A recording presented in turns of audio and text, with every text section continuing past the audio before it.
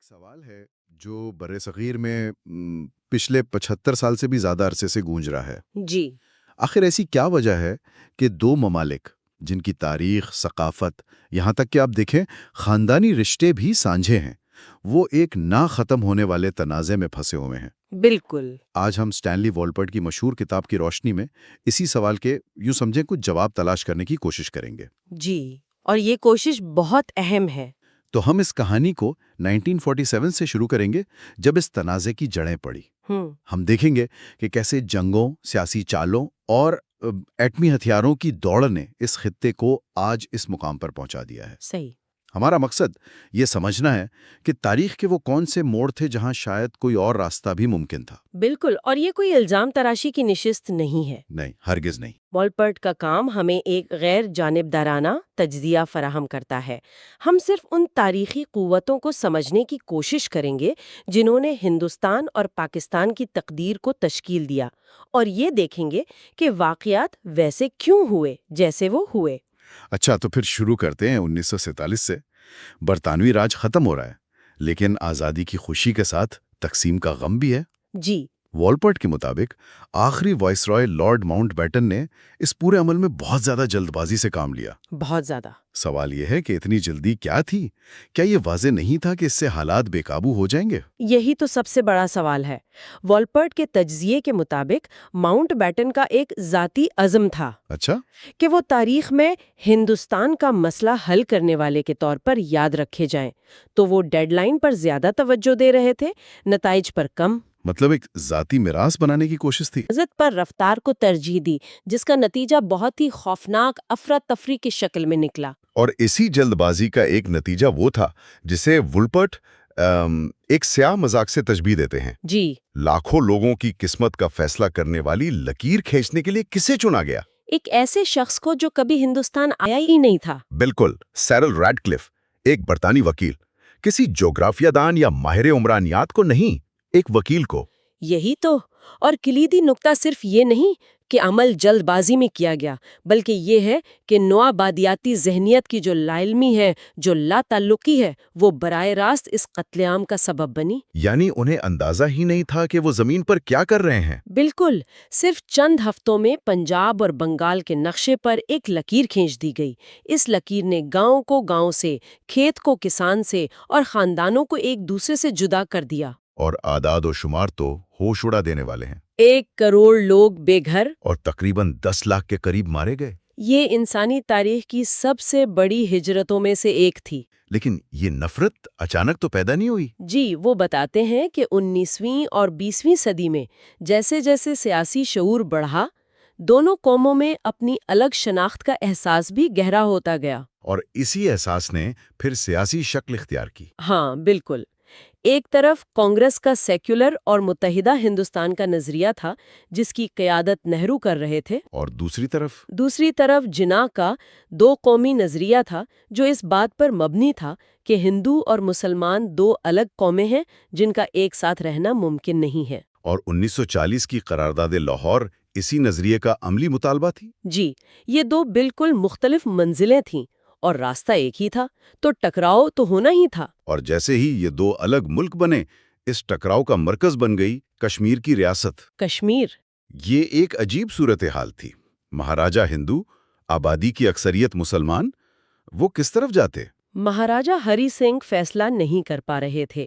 وہ آزاد رہنا چاہتے تھے، لیکن حالات نے انہیں اس کی مہلت نہیں دی۔ کیا ہوا تھا؟ اکتوبر 1947 میں پہلے ریاست کے اندر پونچھ میں بغاوت ہوئی، اور پھر پاکستان کے قبائلی علاقوں سے پٹھان لشکروں نے حملہ کر دیا۔ اچھا۔ اس حملے نے مہاراجہ کو ہندوستان سے الحاق کا فیصلہ کرنے پر مجبور کر دیا۔ یعنی ایک طرح سے پاکستان کی طرف سے کی گئی کارروائی نے کشمیر کو ہندوستان کی جھولی میں ڈال دیا۔ والپرٹ کے تجزیے کے مطابق ایسا کہنا غلط نہ ہوگا۔ اچھا۔ جیسے ہی مہاراجہ نے الحاق کی دستاویز پر دستخط کیے، ہندوستان نے اپنی فوجیں سری نگر اتار دیں۔ اور اس کے جواب میں پھر پاکستانی فوج بھی میدان میں آ گئی؟ جی، اور یوں پہلی پاک ہند جنگ شروع ہو گئی۔ اور دلچسپ بات یہ ہے کہ اس مسئلے کو بین الاقوامی سطح پر خود ہندوستان لے کر گیا، اقوام متحدہ میں۔ بالکل، اور وہیں سے کشمیر میں استصواب رائے یعنی پلیبسائٹ کا وعدہ سامنے آیا، اور ایک جنگ بندی لائن کھینچ دی گئی جو آج تک کشمیر کو تقسیم کیے ہوئے ہے۔ تو پہلی جنگ ایک طرح سے کسی نتیجے کے بغیر ختم ہوئی اور مسئلہ جوں کا توں رہا۔ جوں کا توں رہا۔ اور یہ احساس کہ کشمیر کا معاملہ ابھی حل نہیں ہوا، کیا یہی 1965 کی جنگ کی وجہ بنا؟ بالکل، یہ ایک ادھورے ایجنڈے کا احساس تھا۔ پاکستان میں اس وقت جنرل ایوب خان کی فوجی حکومت تھی اور ان کے وزیر خارجہ ذوالفقار علی بھٹو۔ بھٹو نے انہیں قائل کیا کہ کشمیر حاصل کرنے کا یہ بہترین موقع ہے۔ تو انہوں نے آپریشن جبرالٹر شروع کیا۔ ہاں، اپنے فوجی عام کشمیریوں کے بھیس میں کشمیر بھیجے، یہ سوچ کر کہ وہاں کے لوگ بغاوت کر دیں گے۔ لیکن ایسا ہوا نہیں۔ جی نہیں، یہ منصوبہ بری طرح ناکام ہوا۔ مقامی آبادی نے ساتھ نہیں دیا۔ اور اس کے جواب میں پھر ہندوستان نے بین الاقوامی سرحد پار کر کے لاہور پر حملہ کر دیا۔ بالکل، یہ ایک بہت بڑا جوا تھا جو پاکستان ہار گیا۔ جنگ کا خاتمہ تاشکند معاہدے پر ہوا، جس میں دونوں ممالک اپنی پرانی پوزیشن پر واپس چلے گئے۔ اور اس معاہدے نے پاکستان میں ایوب خان کے خلاف شدید سیاسی رد عمل پیدا کیا۔ اور یہی ان کے زوال کی وجہ بنا۔ اور اس تمام عرصے میں جب مغربی پاکستان کی توجہ کشمیر پر تھی، ملک کے اندر ایک اور بڑا طوفان پنپ رہا تھا۔ میں مشرقی پاکستان کی بات کر رہا ہوں۔ ہاں، اور یہ ایک ایسی دراڑ تھی جو جغرافیائی ہونے سے زیادہ ثقافتی اور سیاسی تھی۔ مطلب یہ کہ مشرقی پاکستان کی بنگالی آبادی محسوس کرتی تھی کہ انہیں دوسرے درجے کا شہری سمجھا جاتا ہے۔ زبان کا مسئلہ، معاشی ناانصافی اور سیاسی نمائندگی کی کمی، یہ وہ شکایت تھیں جو سالوں سے جمع ہو رہی تھیں۔ جی بالکل۔ اور ان شکایات کو آواز دی شیخ مجیب الرحمان نے۔ بالکل، ان کے 6 نکاتی پروگرام نے مشرقی پاکستان کے لیے تقریباً مکمل خود مختاری کا مطالبہ کیا۔ اور پھر 1970 کے انتخابات ہوئے، جس میں ان کی پارٹی عوامی لیگ نے پورے پاکستان میں واضح اکثریت حاصل کر لی۔ تو جمہوری اصولوں کے تحت انہیں وزیر اعظم بننا چاہیے تھا۔ لیکن مغربی پاکستان کی اسٹیبلشمنٹ یعنی فوج اور بھٹو ایک بنگالی رہنما کو اقتدار دینے کے لیے تیار نہیں تھے۔ یہی وہ فیصلہ کن لمحہ تھا جہاں ملک ٹوٹ گیا۔ جی، مذاکرات ناکام ہوئے اور 25 مارچ 1971 کو فوج نے ڈھاکہ میں آپریشن سرچ لائٹ کے نام سے ایک وحشیانہ کریک ڈاؤن شروع کر دیا۔ اور وولپورٹ کے مطابق یہ صرف ایک فوجی کارروائی نہیں تھی۔ نہیں، یہ اپنی ہی شہری آبادی کے خلاف ایک منظم تشدد تھا جس نے ایک بہت بڑے انسانی بحران کو جنم دیا۔ لاکھوں پناہ گزین بھاگ کر ہندوستان چلے گئے، جس نے اندرا گاندھی کو مداخلت کا جواز فراہم کر دیا۔ جی، اور پھر دسمبر 1971 میں ہندوستانی فوج نے کارروائی کی اور صرف 2 ہفتوں میں پاکستانی فوج نے ڈھاکہ میں ہتھیار ڈال دیے۔ اور اس کے ساتھ ہی دنیا کے نقشے پر ایک نیا ملک ابھرا، بنگلہ دیش۔ پاکستان 2 لخت ہو گیا۔ یہ اس کی تاریخ کی سب سے بڑی شکست تھی۔ تو بھٹو کو ایک ٹوٹا ہوا اور ہارا ہوا ملک ورثے میں ملا۔ جی، بہت مشکل حالات تھے۔ اس صورتحال میں انہوں نے 1972 میں اندرا گاندھی کے ساتھ شملہ معاہدہ کیا۔ اس معاہدے کی کیا اہمیت تھی؟ یہ بہت اہم تھا۔ اس نے 2 بڑی باتیں طے کیں۔ ایک، کشمیر میں جنگ بندی لائن کو لائن آف کنٹرول یا LOC کا نام دیا گیا، جس سے اسے ایک طرح کی نیم مستقل حیثیت مل گئی۔ بالکل۔ اور دوسرا اور سب سے اہم، دونوں ممالک نے اتفاق کیا کہ وہ تمام مسائل 2 طرفہ بات چیت سے حل کریں گے۔ یعنی کشمیر کے مسئلے سے بین الاقوامی مداخلت کو باہر نکال دیا جائے۔ ہاں، کم از کم کاغذ پر تو یہی طے ہوا۔ اور وولپورٹ کے مطابق اسی دوران بھٹو نے ایک اور بہت بڑا منصوبہ شروع کیا جو پاکستان کی تاریخ پر گہرا اثر ڈالنے والا تھا، ایٹمی پروگرام۔ جی، ایک ٹوٹے ہوئے ملک کے لیے یہ اولین ترجیح کیوں تھی؟ دیکھیں، 1971 کی شکست نے پاکستانی اسٹیبلشمنٹ کو یہ سکھایا تھا کہ روایتی جنگ میں وہ ہندوستان کا مقابلہ نہیں کر سکتے۔ اچھا۔ بھٹو کا خیال تھا کہ صرف ایٹمی ہتھیار ہی ہندوستان کی برتری کو متوازن کر سکتے ہیں اور پاکستان کی بقا کی ضمانت دے سکتے ہیں۔ اسی لیے انہوں نے اسے اسلامی بم کہا۔ جی، اور اس منصوبے کو ہر حال میں آگے بڑھایا۔ لیکن بھٹو کا اپنا سیاسی مستقبل زیادہ محفوظ نہیں تھا۔ 1977 میں انتخابات میں دھاندلی کے الزامات لگے اور جنرل ضیاء الحق نے مارشل لاء لگا دیا۔ جی، اور انہوں نے نہ صرف بھٹو کو اقتدار سے ہٹایا بلکہ ان پر مقدمہ چلا کر 1979 میں انہیں پھانسی بھی دے دی۔ ضیاء کا دور پاکستان کو ایک بالکل نئی سمت میں لے گیا۔ اسلامائزیشن۔ جی، لیکن اسی سال ایک ایسا عالمی واقعہ ہوا جس نے ضیاء حکومت کو یوں کہیں ڈوبنے سے بچا لیا۔ افغانستان پر سوویت یونین کا حملہ؟ بالکل، پاکستان اچانک امریکہ کے لیے سرد جنگ کا فرنٹ لائن سٹیٹ بن گیا۔ اور ضیاء حکومت کو اربوں ڈالر کی امداد ملی۔ جی، اور CIA اور ISI نے مل کر افغان مجاہدین کو ٹریننگ اور ہتھیار فراہم کیے۔ پاکستان اس جنگ کا مرکز بن گیا۔ اور والپرٹ یہاں ایک بہت اہم نقطہ اٹھاتے ہیں۔ وہ کہتے ہیں کہ جب سوویت یونین افغانستان سے نکلا تو اس جنگ کی آگ براہ راست کشمیر میں پھیل گئی۔ جی، یہ کیسے ہوا؟ دیکھیں، سوویت یونین کے جانے کے بعد ISI کے پاس افغان جنگ کے تربیت یافتہ جنگجوؤں اور وسائل کا ایک بہت بڑا ڈھانچہ موجود تھا۔ اچھا۔ اور اسی دوران 1987 کے کشمیر کے انتخابات میں بڑے پیمانے پر دھاندلی ہوئی، جس سے کشمیری نوجوانوں میں مایوسی پھیلی اور انہوں نے ہتھیار اٹھا لیے۔ تو ISI نے اس مقامی تحریک کو اپنے مقاصد کے لیے استعمال کیا؟ بالکل، انہوں نے افغان جنگ کے تجربے کو کشمیر منتقل کر دیا، جس نے اس پرامن وادی کو ایک خونی میدان جنگ میں بدل دیا۔ اور اسی دوران پس پردہ ایٹمی دوڑ بھی جاری تھی۔ جی، وہ تو چلی رہی تھی۔ 1998 میں پہلے ہندوستان نے ایٹمی دھماکے کیے اور پھر کچھ ہی دنوں بعد پاکستان نے بھی جوابی دھماکے کر کے خود کو ایک ایٹمی طاقت ثابت کر دیا۔ جی، 6 دھماکے کیے۔ اس سے خطے کی صورتحال کیسے بدلی؟ اس نے ایک خطرناک توازن قائم کر دیا جسے ایٹمی ڈیٹرنس کہتے ہیں۔ مطلب اب دونوں ممالک جانتے تھے کہ ایک مکمل جنگ کا نتیجہ دونوں کی تباہی ہوگا۔ اس سے بڑی جنگ کا خطرہ تو کم ہو گیا۔ لیکن چھوٹی محدود جنگوں کا امکان بڑھ گیا۔ بالکل، کیونکہ پاکستان کو لگا کہ ایٹمی چھتری کے نیچے وہ کشمیر میں محدود کارروائیاں کر سکتا ہے، جس کی پہلی مثال ہمیں 1999 کی کارگل جنگ میں نظر آئی۔ جی بالکل، یہ جنرل پرویز مشرف کا منصوبہ تھا، جنہوں نے پاکستانی فوجیوں کو خفیہ طور پر کارگل کی چوٹیوں پر بھیج دیا۔ یہ ایک انتہائی خطرناک قدم تھا۔ بہت خطرناک، کیونکہ یہ 2 ایٹمی طاقتوں کے درمیان پہلی براہ راست جھڑپ تھی۔ عالمی دباؤ کے تحت پاکستان کو پیچھے ہٹنا پڑا، لیکن اس نے تعلقات میں مزید بگاڑ پیدا کر دیا۔ کارگل کے بعد اور پھر 9/11 کے بعد جنرل مشرف کے دور میں امن کی کچھ کوششیں بھی ہوئیں۔ جی، کوششیں تو ہوئیں۔ 2003 میں جنگ بندی ہوئی، بس سروس شروع ہوئی، لیکن یہ عمل کبھی پٹری پر کیوں نہیں چڑھ سکا؟ کیونکہ اعتماد کا فقدان بہت گہرا ہے۔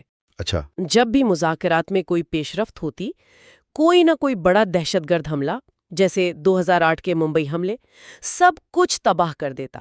اور ان حملوں نے ثابت کیا کہ غیر ریاستی عناصر اب بھی اتنے طاقتور ہیں کہ وہ 2 ممالک کے تعلقات کو یرغمال بنا سکتے ہیں۔ بالکل، اور یہ آج بھی ایک بہت بڑا چیلنج ہے۔ تو ہم وولپرٹ کی کتاب کے اسی بنیادی سوال پر واپس آتے ہیں، مسلسل تنازع یا تعاون کا کوئی امکان؟ تنازع کے حق میں تو دلائل واضح ہیں، تاریخی بے اعتمادی، کشمیر کا مسئلہ، دہشت گردی، لیکن کیا تعاون کے حق میں بھی کوئی مضبوط دلائل ہیں؟ بالکل ہیں۔ وولپرٹ کے مطابق سب سے بڑا محرک معیشت ہے۔ معیشت؟ جی، دونوں ممالک غربت اور بے روزگاری جیسے مسائل کا شکار ہیں اور آپس میں تجارت کر کے بے پناہ فائدہ اٹھا سکتے ہیں۔ اس کے علاوہ ماحولیاتی تبدیلی اور پانی کی کمی جیسے مشترکہ خطرات بھی تو ہیں؟ جی، جن کا مقابلہ اکیلے نہیں کیا جا سکتا۔ یہ مشترکہ خطرات تعاون پر مجبور کر سکتے ہیں۔ اور کشمیر کا کیا ہوگا؟ کیا اس کا کوئی حل ممکن ہے؟ کتاب میں انہی پرانے حلوں کا ذکر ہے جن پر دہائیوں سے بات ہو رہی ہے۔ جیسے لائن آف کنٹرول کو مستقل سرحد مان لیا جائے، یا کشمیر کو دونوں ممالک کی مشترکہ نگرانی میں زیادہ سے زیادہ خود مختاری دے دی جائے، یا فوجوں کو وہاں سے نکال لیا جائے۔ لیکن مسئلہ یہ ہے کہ ان میں سے کوئی بھی حل دونوں ممالک کے قومی بیانیے سے مطابقت نہیں رکھتا۔ جی، ان پر سیاسی اتفاق رائے پیدا کرنا تقریباً ناممکن لگتا ہے۔ تو آخر میں ہم یہ کہہ سکتے ہیں کہ یہ ایک ایسا پیچیدہ ورثہ ہے جہاں دونوں ممالک ایک نازک توازن پر کھڑے ہیں۔ بالکل۔ تاریخ کا بوجھ انہیں پیچھے کھینچتا ہے، جبکہ مستقبل کی ضرورتیں آگے بڑھنے پر مجبور کرتی ہیں۔ کشمیر کی تاریخ بہت منفرد ہے۔ وہاں ایک خاص ثقافت نے جنم لیا جسے کشمیریت کہتے ہیں۔ جی، یعنی صوفی اسلام اور ہندو روایات کا ایک ایسا ملاپ جو ہندوستان اور پاکستان دونوں سے الگ تھا۔ تو پھر یہ کیسے ہوا کہ 1947 میں تقسیم کے فوراً بعد یہی وادی دونوں نئی ریاستوں کے درمیان پہلی جنگ کا میدان بن گئی۔ اس سب کی شروعات مہاراجہ ہری سنگھ کے ایک فیصلے سے ہوئی، یا یوں کہیں کہ فیصلہ نہ کرنے کی وجہ سے ہوئی۔ بالکل۔ وہ کشمیر کو ایشیا کا سوئٹزرلینڈ بنانا چاہتے تھے، غیر جانبدار اور آزاد۔ اور یہی خواب تھا جو آپ دیکھیں سب سے پہلے ٹوٹا۔ اچھا۔ دیکھیں، اکتوبر 1947 میں حالات پہلے ہی بہت کشیدہ تھے۔ پونچھ کے علاقے میں کسانوں نے لگان دینے سے انکار کیا تو تشدد پھوٹ پڑا۔ لیکن اصل دھماکہ تب ہوا جب پاکستانی قبائلی پٹھان، جنہیں کچھ سرکاری حمایت بھی حاصل تھی، وہ کشمیر کو آزاد کرانے کے لیے بارہمولہ روڈ سے داخل ہو گئے۔ اس حملے کے ساتھ ہی ایشیا کے سوئٹزرلینڈ کا خواب وہیں دفن ہو گیا۔ انہوں نے تیزی سے مظفرآباد پر بھی قبضہ کر لیا، جو آج بھی آزاد کشمیر کا دارالحکومت ہے۔ جی بالکل۔ تو اس حملے نے ایک مقامی بغاوت کو مکمل جنگ میں بدل دیا۔ ہندوستان کا رد عمل تو حیران کن حد تک تیز تھا۔ بہت تیز۔ ایسا لگتا ہے کہ وہ اس کے لیے بالکل تیار بیٹھے تھے۔ صحیح۔ نہرو کے لیے کشمیر ایک ذاتی معاملہ بھی تھا۔ جیسی حملے کی خبر دہلی پہنچی، 48 گھنٹوں سے بھی کم وقت میں 48 گھنٹے؟ جی، اس سے بھی کم وقت میں ہندوستانی فوج کی سکھ بٹالین ہوائی جہازوں کے ذریعے سیدھا سری نگر ایئرپورٹ پر اتری۔ تو یہ صرف ایک فوجی کارروائی نہیں تھی، یہ ایک واضح پیغام تھا۔ بالکل، ایک پیغام تھا کہ ہندوستان کشمیر پر اپنا دعویٰ کسی قیمت پر نہیں چھوڑے گا۔ انہوں نے ہوائی اڈے کو محفوظ بنایا اور پھر حملہ آوروں کو پیچھے دھکیلنا شروع کر دیا۔ اچھا، یہاں ایک بات سمجھ نہیں آتی، جب ہندوستان اپنی فوج بھیج رہا تھا تو پاکستان کی باقاعدہ فوج کہاں تھی؟ جی، میرا مطلب ہے جناح نے اپنی فوج کو حرکت میں آنے کا حکم کیوں نہیں دیا؟ یہ اس کہانی کا سب سے دلچسپ موڑ ہے۔ جناح نے حکم دیا تھا۔ دیا تھا؟ جی ہاں، لیکن اس وقت دونوں ملکوں کی فوج کا سپریم کمانڈر ایک برطانوی افسر تھا، فیلڈ مارشل اوکن لیک۔ اچھا۔ اس نے جناح کا حکم ماننے سے صاف انکار کر دیا۔ انکار کر دیا؟ جی، اور صرف یہی نہیں، اس نے دھمکی دی کہ اگر پاکستانی فوج کشمیر میں داخل ہوئی تو تمام برطانوی افسران فوج سے مستعفی ہو جائیں گے۔ اور نئی بننے والی پاکستانی فوج کا تو سارا انحصاری ان برطانوی افسران پر تھا۔ بالکل۔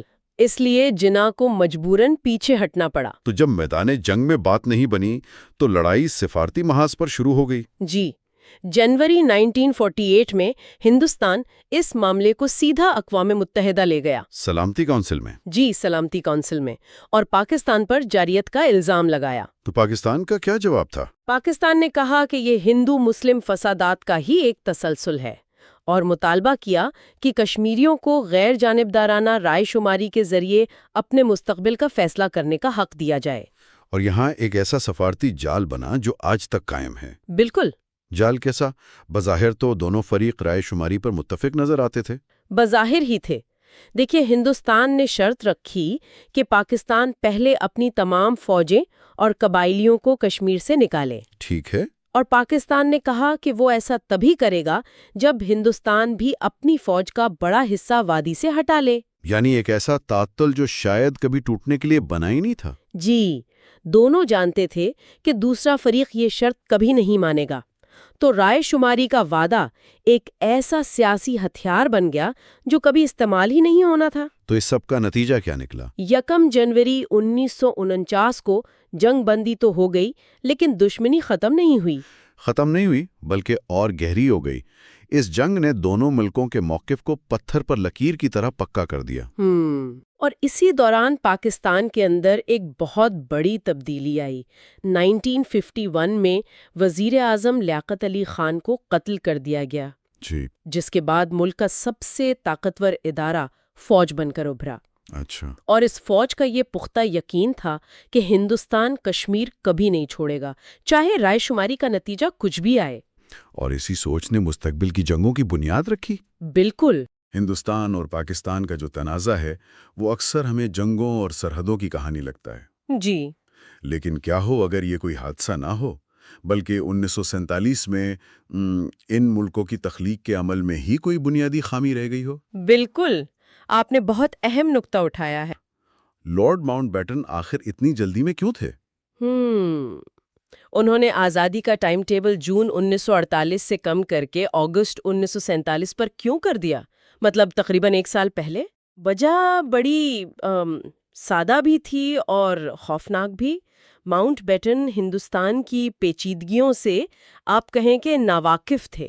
اچھا، اور وہ یہاں کے سیاسی رہنماؤں جیسے کانگریس کے نہرو اور گاندھی اور مسلم لیگ کے جناح ان کے دلائل سے تنگ آ چکے تھے۔ یعنی ان کے لیے یہ ایک انتظامی مسئلہ تھا جسے بس جلد از جلد ختم کرنا تھا۔ بالکل، وہ اپنی کامیابی کا سہرا اپنے سر باندھنا چاہتے تھے۔ انہوں نے گاندھی اور جناح جیسے رہنماؤں کی التجاؤں کو بھی نظر انداز کر دیا کہ اتنی جلدی نہ کی جائے۔ اور وہ شخص جس نے اصل سرحد بنائی، سر سرل ریڈکلف، ان کے بارے میں کیا کہیں گی؟ کیا وہ اس کام کے اہل تھے؟ یہی تو اس کہانی کا سب سے بڑا آپ کہیں المیہ ہے۔ ریڈکلف ایک برطانوی وکیل تھے جو اس سے پہلے کبھی ہندوستان آئے نہیں تھے۔ ایک منٹ، کیا کہا آپ نے؟ وہ کبھی ہندوستان آئے نہیں تھے؟ جی نہیں، اور انہیں پنجاب اور بنگال جیسی پیچیدہ جگہوں کو تقسیم کرنے کے لیے صرف 10 ہفتے دیے گئے۔ صرف 10 ہفتے؟ جس شخص نے کروڑوں لوگوں کی قسمت کا فیصلہ کیا وہ اس ملک کو جانتا تک نہیں تھا۔ یہ تو کسی تلخ مذاق جیسا ہے۔ بالکل، اور اس پر ستم یہ کہ ماؤنٹ بیٹن نے تقسیم کے نقشوں کو آخری لمحے تک خفیہ رکھا۔ خفیہ کیوں رکھا؟ شاید افراتفری سے بچنے کے لیے، لیکن اس فیصلے نے افراتفری کو یقینی بنا دیا۔ جب تک لوگوں کو معلوم ہوا کہ سرحد کہاں ہے، تب تک بہت دیر ہو چکی تھی۔ تو کوئی فوجی تیاری نہیں، کوئی منصوبہ بندی نہیں؟ کچھ بھی نہیں۔ نتیجہ تھا خوف، دہشت اور قتل عام۔ ذرائع بتاتے ہیں کہ تقریباً 10 لاکھ لوگ مارے گئے اور 1 کروڑ کے قریب بے گھر ہوئے۔ یہ اعداد و شمار ناقابل یقین ہیں، لیکن اتنے بڑے پیمانے پر تشدد یہ اچانک تو شروع نہیں ہوا ہوگا۔ ماؤنٹ بیٹن کی جلد بازی نے یقیناً جلتی پر تیل ڈالا، لیکن آگ تو پہلے سے سلگ رہی ہوگی، ہے نا؟ جی ہاں، آپ صحیح کہہ رہے ہیں۔ تقسیم کے بیج بہت پہلے بوئے جا چکے تھے۔ خاص طور پر 1937 کے انتخابات ایک اہم موڑ تھے۔ اچھا، جب نہرو کی کانگریس پارٹی نے بڑی کامیابی حاصل کی تو انہوں نے فخر سے کہا کہ ہندوستان میں صرف 2 طاقتیں ہیں، کانگریس اور انگریز۔ اور اسی بیان پر جناح کا وہ مشہور جواب آیا تھا۔ جی بالکل، جناح نے کہا ایک تیسری پارٹی بھی ہے، مسلمان۔ یہ وہ لمحہ لگتا ہے جہاں سے واپسی کا راستہ شاید بند ہو گیا اور الگ وطن کا خیال حقیقت کے قریب آنے لگا۔ بالکل، اسی سوچ نے 1940 کی قرارداد لاہور کی بنیاد رکھی، جس میں باقاعدہ پاکستان کا مطالبہ کیا گیا۔ اس کے بعد تقسیم تقریباً ناگزیر ہو چکی تھی۔ تو اس جلد بازی اور تاریخی بداعتمادی کے ماحول میں جو سرحد کھینچی گئی، اس نے کشمیر جیسے پیچیدہ مسئلے کو کیسے جنم دیا؟ اس کی جڑ ہے گرداسپور ضلع کے فیصلے میں۔ گرداسپور؟ جی، یہ ایک مسلم اکثریتی علاقہ تھا، لیکن اسے ہندوستان کو دے دیا گیا۔ ایسا کیوں کیا گیا؟ ذرائع سے یہ بات سامنے آتی ہے کہ یہ فیصلہ ممکنہ طور پر نہرو کے اصرار پر کیا گیا۔ اچھا، اور وجہ؟ تاکہ ہندوستان کو کشمیر تک ایک براہ راست زمینی راستہ مل سکے۔ اس ایک فیصلے نے ایک طرح سے ہندوستان اور پاکستان کے درمیان پہلی جنگ کی بنیاد رکھ دی۔ تو نتیجہ صرف 2 نئے ممالک نہیں تھے، بلکہ 2 ایسے حریف تھے جو صدمے اور نفرت کی بنیاد پر کھڑے ہوئے تھے۔ ایسا ہی ہے۔ خود نہرو نے بعد میں افسوس کا اظہار کیا کہ اس کے سوا کچھ بھی بہتر ہوتا۔ تقسیم نے نفرت اور انتقام کا ایسا ورثہ چھوڑا کہ آزادی کے صرف 2 ماہ بعد ہی کشمیر پر پہلی جنگ چھڑ گئی۔ تو ہم نے دیکھا کہ کس طرح سیاسی جلد بازی، غلط فیصلے اور تاریخی تقسیم، ان سب نے مل کر ایک ایسے تنازع کو جنم دیا جو آج بھی جاری ہے۔ اور یہ ایک بنیادی سوال اٹھاتا ہے، اگر 2 قوموں کی بنیاد ہی اتنے تکلیف دہ اور ناقص عمل پر رکھی گئی ہو، تو کیا اس بنیاد کو سمجھے بغیر اس پر کھڑی عمارت کبھی مستحکم ہو سکتی ہے؟ مطلب جو لکیریں 1947 میں نقشے پر کھینچی گئیں، وہ آج بھی صرف زمین پر نہیں بلکہ لاکھوں لوگوں کے ذہنوں میں بھی تنازع کی لکیریں ہیں۔ بالکل، اور اس کی جڑیں ہمیں 1948 کی جنگ بندی لائن سے ملتی ہیں۔ یہاں کشمیر میں حالات ہمیشہ سے کشیدہ ہی تھے۔ لیکن اصل تبدیلی جنرل ایوب خان کے مارشل لاء کے بعد آئی۔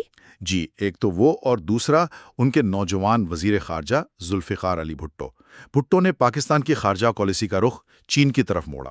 اچھا، تو اس نئی سوچ اور پھر نئے امریکی پیٹرن ٹینکوں کی آمد نے ایک آپ کہہ لیں کہ خطرناک خود اعتمادی کو جنم دیا۔ اور اسی خود اعتمادی کا پہلا مظاہرہ اپریل 1965 میں رن کچھ کے میدانوں میں ہوا۔ بظاہر تو یہ ایک چھوٹی سی جھڑپ تھی تو چھوٹی جھڑپ، لیکن اس کی اہمیت بہت زیادہ تھی۔ پاکستان کے لیے یہ اپنے نئے پیٹن ٹینکوں کو آزمانے کا بہترین موقع تھا۔ اور انہوں نے اچھی کارکردگی دکھائی، بہت شاندار۔ اس ایک چھوٹی سی جیت نے پاکستانی فوجی قیادت کے ذہن میں یہ خیال پکا کر دیا کہ ان کی فوج بھارتی فوج سے کہیں بہتر ہے۔ تو یہیں سے وہ خیال آیا کہ ایک بڑی جنگ بھی جیتی جا سکتی ہے۔ بالکل، اور یہیں بھٹو کا کردار سامنے آتا ہے۔ انہوں نے ایوب خان کو پائل کیا کہ نہرو کے بعد شاستری ایک کمزور رہنما ہیں اور یہی کشمیر لینے کا سنہرا موقع ہے۔ یعنی یہ صرف ایک سیاسی غلط فہمی نہیں تھی، یہ جنگ کی بنیاد بن گئی۔ جی ہاں، اسی سوچ کے تحت 2 حصوں پر مشتمل ایک بڑا منصوبہ بنایا گیا، آپریشن جبرالٹر اور آپریشن گرینڈ سلیم۔ اچھا، آپریشن جبرالٹر تو کشمیر میں دراندازی بھیجنے کا منصوبہ تھا، ہے نا؟ جی، کہ وہ وہاں جا کر بغاوت بڑھکائیں گے۔ اور آپریشن گرینڈ سلیم جموں پر ایک بڑا حملہ تھا تاکہ کشمیر کو بھارت سے زمینی طور پر کاٹ دیا جائے۔ منصوبہ تو کاغذ پر بہت مؤثر لگتا ہے، لیکن یہ اتنا بری طرح ناکام کیوں ہوا؟ سب سے بڑی غلطی وہ اندازے کی تھی۔ آپریشن جبرالٹر اس مفروضے پر مبنی تھا کہ کشمیری عوام پاکستانی دراندازوں کا ساتھ دیں گے، اور ایسا نہیں ہوا۔ بالکل نہیں۔ مقامی حمایت نہ ملنے کی وجہ سے وہ درانداز یا تو پکڑے گئے یا آپ سمجھیں کہ بھارتی فوج کا شکار ہو گئے۔ اور پھر جب آپریشن گرینڈ سلیم شروع ہوا تب بھارت کا جواب تو بالکل غیر متوقع تھا۔ ہاں بالکل، بھارت نے 2 ایسے کام کیے جو پاکستانی منصوبہ سازوں کے وہم و گمان میں بھی نہیں تھے۔ پہلا کیا تھا؟ پہلا یہ کہ جیسے ہی پاکستانی ٹینکوں نے پیش قدمی کی، بھارت نے قریبی ڈیموں کے دروازے کھول دیے۔ 1 منٹ، کیا مطلب؟ مطلب یہ کہ پورا علاقہ دلدل بن گیا اور پاکستان کے وہ جدید پیٹن ٹینک کیچڑ میں پھنس گئے۔ تو انہوں نے ٹینکوں کو ہتھیاروں سے نہیں، پانی سے روکا۔ یہ تو بڑی غیر روایتی حکمت عملی تھی۔ بہت ہی غیر روایتی، اور یہ تو صرف شروعات تھی۔ اس کے بعد بھارت نے وہ قدم اٹھایا جس کا بھٹو نے ایوب خان کو یقین دلایا تھا کہ کبھی نہیں اٹھایا جائے گا۔ بین الاقوامی سرحد عبور کر لی؟ جی، اور سیدھا لاہور پر حملہ کر دیا۔ اب جنگ کشمیر سے نکل کر پاکستان کے دل تک پہنچ چکی تھی۔ اس حملے نے تو یقیناً ایوب خان کو شدید دباؤ میں ڈال دیا ہوگا۔ وہ شدید گھبرا گئے۔ انہوں نے فوراً امریکی صدر لنڈن جانسن سے مدد مانگی۔ بالاخیر سوویت یونین کی ثالثی میں جنوری 1966 میں تاشکند میں امن معاہدہ ہوا۔ وہ مشہور معاہدہ جہاں شاستری نے کہا تھا کہ آئے غربت سے لڑیں، ایک دوسرے سے نہیں۔ جی وہی۔ لیکن ایک امن معاہدہ تو اچھی بات ہے، پھر پاکستان میں سے غداری کیوں سمجھا گیا؟ اور دیکھیں، یہیں سے بھٹو کی سیاست کا اصل عروج شروع ہوتا ہے۔ اچھا، انہوں نے تاشکند معاہدے کو ایوب خان کے خلاف ایک ہتھیار کے طور پر استعمال کیا۔ عوام میں تاثر پھیلایا کہ جیتی ہوئی جنگ میز پر ہار دی گئی ہے۔ اور اسی نعرے پر انہوں نے اپنی عوامی مہم چلائی۔ بالکل، اسی مہم نے انہیں کرشماتی لیڈر بنا دیا اور پھر پاکستان پیپلز پارٹی کی بنیاد رکھی گئی۔ تو جنگ کے اثرات میدان جنگ سے زیادہ پاکستان کی سیاست پر ہوئے۔ بلا شبہ 1965 کی جنگ نے کوئی سرحدی تنازع تو حل نہیں کیا، لیکن اس نے پاکستان کے اندرونی سیاست کو ہمیشہ کے لیے بدل دیا۔ ایوب خان کا زوال شروع ہوا اور بھٹو کا عروج۔ اور ملک ایک اور مارشل لاء کی طرف چلا گیا۔ جی، اسی سیاسی بے چینی کا نتیجہ جنرل یحییٰ خان کے مارشل لاء کی صورت میں نکلا۔ ایک اور بات، اس پوری جنگ کا محور تو مغربی پاکستان تھا۔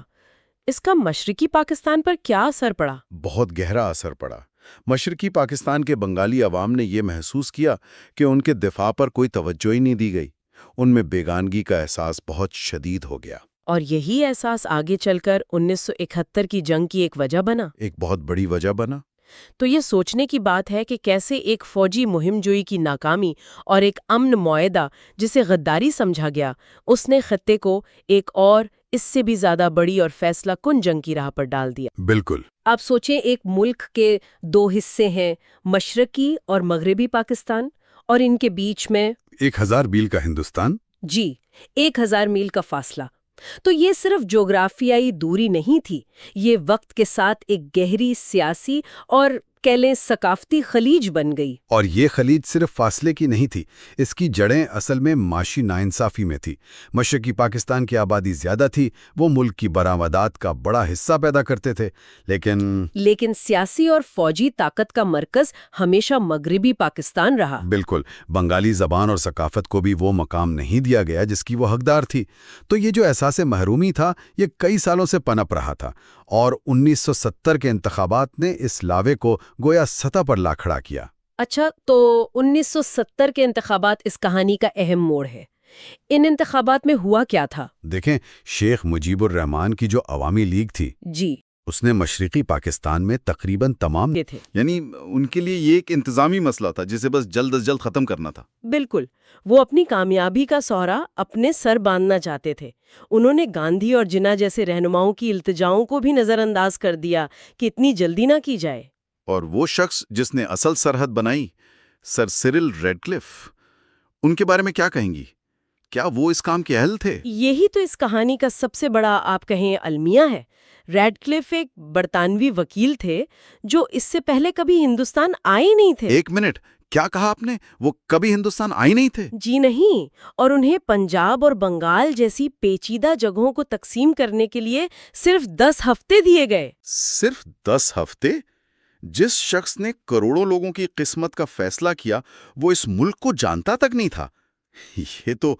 یہ تو کسی تلخ مذاق جیسا ہے۔ بالکل، اور اس پر ستم یہ کہ ماؤنٹ بیٹن نے تقسیم کے نقشوں کو آخری لمحے تک خفیہ رکھا۔ خفیہ کیوں رکھا؟ شاید افراتفری سے بچنے کے لیے، لیکن اس فیصلے نے افراتفری کو یقینی بنا دیا۔ جب تک لوگوں کو معلوم ہوا کہ سرحد کہاں ہے، تب تک بہت دیر ہو چکی تھی۔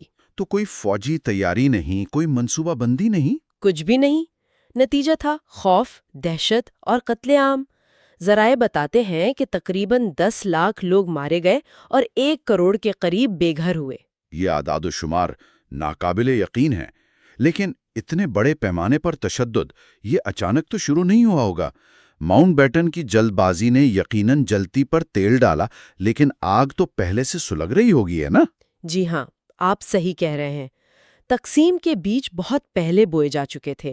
خاص طور پر 1937 کے انتخابات ایک اہم موڑ تھے۔ اچھا، جب نہرو کی کانگریس پارٹی نے بڑی کامیابی حاصل کی تو انہوں نے فخر سے کہا کہ ہندوستان میں صرف 2 طاقتیں ہیں، کانگریس اور انگریز۔ اور اسی بیان پر جناح کا وہ مشہور جواب آیا تھا۔ جی بالکل، جناح نے کہا ایک تیسری پارٹی بھی ہے، مسلمان۔ یہ وہ لمحہ لگتا ہے جہاں سے واپسی کا راستہ شاید بند ہو گیا اور الگ وطن کا خیال حقیقت کے قریب آنے لگا۔ بالکل، اسی سوچ نے 1940 کی قرارداد لاہور کی بنیاد رکھی، جس میں باقاعدہ پاکستان کا مطالبہ کیا گیا۔ اس کے بعد تقسیم تقریباً ناگزیر ہو چکی تھی۔ تو اس جلد بازی اور تاریخی بداعتمادی کے ماحول میں جو سرحد کھینچی گئی، اس نے کشمیر جیسے پیچیدہ مسئلے کو کیسے جنم دیا؟ اس کی جڑ ہے گرداسپور ضلع کے فیصلے میں۔ گرداسپور؟ جی، یہ ایک مسلم اکثریتی علاقہ تھا، لیکن اسے ہندوستان کو دے دیا گیا۔ ایسا کیوں کیا گیا؟ ذرائع سے یہ بات سامنے آتی ہے کہ یہ فیصلہ ممکنہ طور پر نہرو کے اصرار پر کیا گیا۔ اچھا، اور وجہ؟ تاکہ ہندوستان کو کشمیر تک ایک براہ راست زمینی راستہ مل سکے۔ اس ایک فیصلے نے ایک طرح سے ہندوستان اور پاکستان کے درمیان پہلی جنگ کی بنیاد رکھ دی۔ تو نتیجہ صرف 2 نئے ممالک نہیں تھے، بلکہ 2 ایسے حریف تھے جو صدمے اور نفرت کی بنیاد پر کھڑے ہوئے تھے۔ ایسا ہی ہے۔ خود نہرو نے بعد میں افسوس کا اظہار کیا کہ اس کے سوا کچھ بھی بہتر ہوتا۔ تقسیم نے نفرت اور انتقام کا ایسا ورثہ چھوڑا کہ آزادی کے صرف 2 ماہ بعد ہی کشمیر پر پہلی جنگ چھڑ گئی۔ تو ہم نے دیکھا کہ کس طرح سیاسی جلد بازی، غلط فیصلے اور تاریخی تقسیم، ان سب نے مل کر ایک ایسے تنازع کو جنم دیا جو آج بھی جاری ہے۔ اور یہ ایک بنیادی سوال اٹھاتا ہے، اگر 2 قوموں کی بنیاد ہی اتنے تکلیف دہ اور ناقص عمل پر رکھی گئی ہو، تو کیا اس بنیاد کو سمجھے بغیر اس پر کھڑی عمارت کبھی مستحکم ہو سکتی ہے؟ مطلب جو لکیریں 1947 میں نقشے پر کھینچی گئیں، وہ آج بھی صرف زمین پر نہیں بلکہ لاکھوں لوگوں کے ذہنوں میں بھی تنازع کی لکیریں ہیں۔ بالکل، اور اس کی جڑیں ہمیں 1948 کی جنگ بندی لائن سے ملتی ہیں۔ یہاں کشمیر میں حالات ہمیشہ سے کشیدہ ہی تھے۔ لیکن اصل تبدیلی جنرل ایوب خان کے مارشل لاء کے بعد آئی۔ جی، ایک تو وہ، اور دوسرا ان کے نوجوان وزیر خارجہ ذوالفقار علی بھٹو نے پاکستان کی خارجہ پالیسی کا رخ چین کی طرف موڑا۔ اچھا، تو اس نئی سوچ اور پھر نئے امریکی پیٹرن ٹینکوں کی آمد نے ایک آپ کہہ لیں کہ خطرناک خود اعتمادی کو جنم دیا۔ اور اسی خود اعتمادی کا پہلا مظاہرہ اپریل 1965 میں رن کچ کے میدانوں میں ہوا۔ بظاہر تو یہ ایک چھوٹی سی جھڑپ تھی۔ تھی تو چھوٹی جھڑپ، لیکن اس کی اہمیت بہت زیادہ تھی۔ پاکستان کے لیے یہ اپنے نئے پیٹن ٹینکوں کو آزمانے کا بہترین موقع تھا۔ اور انہوں نے اچھی کارکردگی دکھائی، بہت شاندار۔ اس ایک چھوٹی سی جیت نے پاکستانی فوجی قیادت کے ذہن میں یہ خیال پکا کر دیا کہ ان کی فوج بھارتی فوج سے کہیں بہتر ہے۔ تو یہیں سے وہ خیال آیا کہ ایک بڑی جنگ بھی جیتی جا سکتی ہے۔ بالکل، اور یہیں بھٹو کا کردار سامنے آتا ہے۔ انہوں نے ایوب خان کو قائل کیا کہ نہرو کے بعد شاستری ایک کمزور رہنما ہیں اور یہی کشمیر لینے کا سنہرا موقع ہے۔ یعنی یہ صرف ایک سیاسی غلط فہمی نہیں تھی، یہ جنگ کی بنیاد بن گئی۔ جی ہاں، اسی سوچ کے تحت 2 حصوں پر مشتمل ایک بڑا منصوبہ بنایا گیا، آپریشن جبرالٹر اور آپریشن گرینڈ سلیم۔ اچھا، آپریشن جبرالٹر تو کشمیر میں درندازی بھیجنے کا منصوبہ تھا، ہے نا؟ جی، کہ وہ وہاں جا کر بغاوت بڑھکائیں گے۔ اور آپریشن گرینڈ سلیم جموں پر ایک بڑا حملہ تھا تاکہ کشمیر کو بھارت سے زمینی طور پر کاٹ دیا جائے۔ منصوبہ تو کاغذ پر بہت مؤثر لگتا ہے، لیکن یہ اتنا بری طرح ناکام کیوں ہوا؟ سب سے بڑی غلطی وہ اندازے کی تھی۔ آپریشن جبرالٹر اس مفروضے پر مبنی تھا کہ کشمیری عوام پاکستانی دراندازوں کا ساتھ دیں گے، اور ایسا نہیں ہوا۔ بالکل نہیں۔ مقامی حمایت نہ ملنے کی وجہ سے وہ درانداز یا تو پکڑے گئے یا آپ سمجھیں کہ بھارتی فوج کا شکار ہو گئے۔ اور پھر جب آپریشن گرینڈ سلیم شروع ہوا، تب بھارت کا جواب تو بالکل غیر متوقع تھا۔ ہاں بالکل، بھارت نے 2 ایسے کام کیے جو پاکستانی منصوبہ سازوں کے وہم و گمان میں بھی نہیں تھے۔ پہلا کیا تھا؟ پہلا یہ کہ جیسے ہی پاکستانی ٹینکوں نے پیش قدمی کی، بھارت نے قریبی ڈیموں کے دروازے کھول دیے۔ 1 منٹ، کیا مطلب؟ مطلب یہ کہ پورا علاقہ دلدل بن گیا اور پاکستان کے وہ جدید پیٹن ٹینک کیچڑ میں پھنس گئے۔ تو انہوں نے ٹینکوں کو ہتھیاروں سے نہیں، پانی سے روکا۔ یہ تو بڑی غیر روایتی حکمت عملی تھی۔ بہت ہی غیر روایتی، اور یہ تو صرف شروعات تھی۔ اس کے بعد بھارت نے وہ قدم اٹھایا جس کا بھٹو نے ایوب خان کو یقین دلایا تھا کہ کبھی نہیں اٹھایا جائے گا۔ بین الاقوامی سرحد عبور کر لی؟ جی، اور سیدھا لاہور پر حملہ کر دیا۔ اب جنگ کشمیر سے نکل کر پاکستان کے دل تک پہنچ چکی تھی۔ اس حملے نے تو یقیناً ایوب خان کو شدید دباؤ میں ڈال دیا ہوگا۔ وہ شدید گھبرا گئے۔ انہوں نے فوراً امریکی صدر لنڈن جانسن سے مدد مانگی۔ بالاخیر سوویت یونین کی ثالثی میں جنوری 1966 میں تاشکند میں امن معاہدہ ہوا۔ وہ مشہور معاہدہ جہاں شاستری نے کہا تھا کہ آئے غربت سے لڑیں، ایک دوسرے سے نہیں۔ جی وہی۔ لیکن ایک امن معاہدہ تو اچھی بات ہے، پھر پاکستان میں سے غداری کیوں سمجھا گیا؟ اور دیکھیں، یہیں سے بھٹو کی سیاست کا اصل عروج شروع ہوتا ہے۔ اچھا، انہوں نے تاشکند معاہدے کو ایوب خان کے خلاف ایک ہتھیار کے طور پر استعمال کیا۔ عوام میں تاثر پھیلایا کہ جیتی ہوئی جنگ میز پر ہار دی گئی ہے۔ اور اسی نعرے پر انہوں نے اپنی عوامی مہم چلائی۔ بالکل، اسی مہم نے انہیں ایک کرشماتی لیڈر بنا دیا، اور پھر پاکستان پیپلز پارٹی کی بنیاد رکھی گئی۔ تو جنگ کے اثرات میدان جنگ سے زیادہ پاکستان کی سیاست پر ہوئے۔ بلا شبہ 1965 کی جنگ نے کوئی سرحدی تنازع تو حل نہیں کیا، لیکن اس نے پاکستان کے اندرونی سیاست کو ہمیشہ کے لیے بدل دیا۔ ایوب خان کا زوال شروع ہوا اور بھٹو کا عروج۔ اور ملک ایک اور مارشل لاء کی طرف چلا گیا۔ جی، اسی سیاسی بے چینی کا نتیجہ جنرل یحییٰ خان کے مارشل لاء کی صورت میں نکلا۔ ایک اور بات، اس پوری جنگ کا محور تو مغربی پاکستان تھا۔ اس کا مشرقی پاکستان پر کیا اثر پڑا؟ بہت گہرا اثر پڑا۔ مشرقی پاکستان کے بنگالی عوام نے یہ محسوس کیا کہ ان کے دفاع پر کوئی توجہ ہی نہیں دی گئی۔ ان میں بیگانگی کا احساس بہت شدید ہو گیا۔ اور یہی احساس آگے چل کر 1971 کی جنگ کی ایک وجہ بنا۔ ایک بہت بڑی وجہ بنا۔ تو یہ سوچنے کی بات ہے کہ کیسے ایک فوجی مہم جوئی کی ناکامی اور ایک امن معاہدہ جسے غداری سمجھا گیا، اس نے خطے کو ایک اور اس سے بھی زیادہ بڑی اور فیصلہ کن جنگ کی راہ پر ڈال دیا۔ بالکل۔ آپ سوچیں، ایک ملک کے 2 حصے ہیں، مشرقی اور مغربی پاکستان، اور ان کے بیچ میں 1000 میل کا ہندوستان۔ جی 1000 میل کا فاصلہ۔ تو یہ صرف جغرافیائی دوری نہیں تھی، یہ وقت کے ساتھ ایک گہری سیاسی اور کہہ لیں ثقافتی خلیج بن گئی۔ اور یہ خلیج صرف فاصلے کی نہیں تھی، اس کی جڑیں اصل میں معاشی ناانصافی میں تھی۔ مشرقی پاکستان کی آبادی زیادہ تھی، وہ ملک کی برآمدات کا بڑا حصہ پیدا کرتے تھے، لیکن سیاسی اور فوجی طاقت کا مرکز ہمیشہ مغربی پاکستان رہا۔ بالکل، بنگالی زبان اور ثقافت کو بھی وہ مقام نہیں دیا گیا جس کی وہ حقدار تھی۔ تو یہ جو احساس محرومی تھا، یہ کئی سالوں سے پنپ رہا تھا، اور 1970 کے انتخابات نے اس لاوے کو گویا سطح پر لا کھڑا کیا۔ اچھا، تو 1970 کے انتخابات اس کہانی کا اہم موڑ ہے۔ ان انتخابات میں ہوا کیا تھا؟ دیکھیں، شیخ مجیب الرحمان کی جو عوامی لیگ تھی، جی، اس نے مشرقی پاکستان میں تقریباً تمام نشستیں جیت لیں، مطلب قومی اسمبلی میں واضح اکثریت حاصل کر لی۔ یعنی جمہوری اصولوں کے مطابق تو انہیں پورے پاکستان کا وزیر اعظم بننا تھا، لیکن ظاہر ہے ایسا نہیں ہوا، اور یہیں سے بحران کی اصل شکل سامنے آتی ہے۔ مغربی پاکستان کی اسٹیبلشمنٹ، خاص طور پر ذوالفقار علی بھٹو اور فوجی قیادت، جی، وہ یہ حقیقت ہضم ہی نہیں کر پا رہے تھے کہ اقتدار ایک بنگالی رہنما کو منتقل ہو جائے۔ بھٹو کا وہ مشہور جملہ ادھر تم ادھر ہم، وہ دراصل ملک کی تقسیم کا ایک غیر سرکاری اعلان تھا۔ یعنی یہ ایک کھلا اعتراف تھا کہ وہ مشرقی پاکستان کی جمہوری اکثریت کو قبول نہیں کریں گے۔ بالکل۔ تو جب سیاسی بات چیت ناکام ہو گئی تو کیا فوجی کارروائی ہی واحد آپشن بچا تھا؟ اس آپریشن سرچ لائٹ کا اصل مقصد کیا تھا؟ یہ صرف بغاوت کو دبانے کی کوشش نہیں تھی، یہ بنگالی قوم پرستی کی تحریک کو کچلنے کی ایک منظم کوشش تھی۔ اچھا، 25 مارچ 1971 کی رات کو جب ٹینک ڈھاکہ کی سڑکوں پر نکلے تو ان کا ہدف صرف باغی نہیں تھے۔ ڈھاکہ یونیورسٹی جو مزاحمت کا مرکز تھی اور ہندو اکثریتی علاقے وہ خاص طور پر نشانے پر تھے۔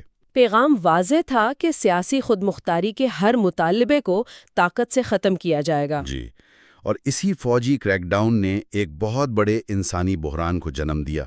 تقریباً 1 کروڑ لوگ پناہ کے لیے ہندوستان بھاگنے پر مجبور ہو گئے۔ اور اتنے بڑے پیمانے پر مہاجرین کی آمد نے ہندوستان کو براہ راست اس تنازع میں شامل کر دیا۔ اس وقت بین الاقوامی صورتحال کیسی تھی؟ کیا دنیا خاموش رہی؟ نہیں، یہ معاملہ تیزی سے ایک بین الاقوامی بحران بن گیا۔ سرجنگ عروج پر تھی۔ امریکہ چین کے ساتھ اپنے تعلقات بنانے کے لیے پاکستان کو ایک پل کے طور پر استعمال کر رہا تھا، تو نکسن انتظامیہ نے پاکستان کی حمایت کی۔ اور چین بھی پاکستان کا اتحادی تھا۔ صحیح۔ اس صورتحال میں ہندوستان کی وزیر اعظم اندرا گاندھی نے ایک بہت بڑا اسٹریٹجک قدم اٹھایا۔ انہوں نے سوویت یونین کے ساتھ دوستی کا معاہدہ کر لیا۔ جی، 20 سالہ دوستی کا معاہدہ۔ اس نے جنوبی ایشیا میں طاقت کا توازن پوری طرح بدل دیا اور ہندوستان کو فوجی کارروائی کے لیے ایک طرح کی سفارتی ضمانت فراہم کر دی۔ تو پھر دسمبر 1971 کی جنگ ناگزیر ہو چکی تھی۔ یہ جنگ کتنی طویل اور فیصلہ کن تھی؟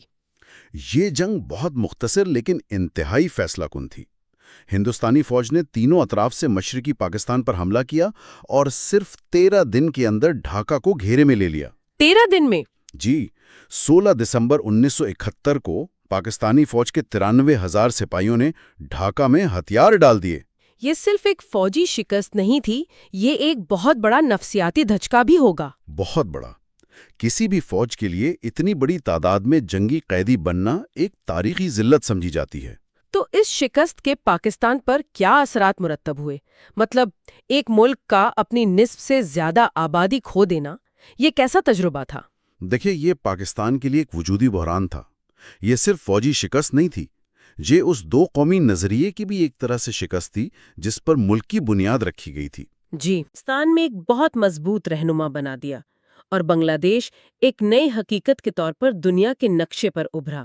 بالکل، اس ایک واقعے نے جنوبی ایشیا کے پورے اسٹریٹجک منظرنامے کو ہمیشہ کے لیے تبدیل کر دیا۔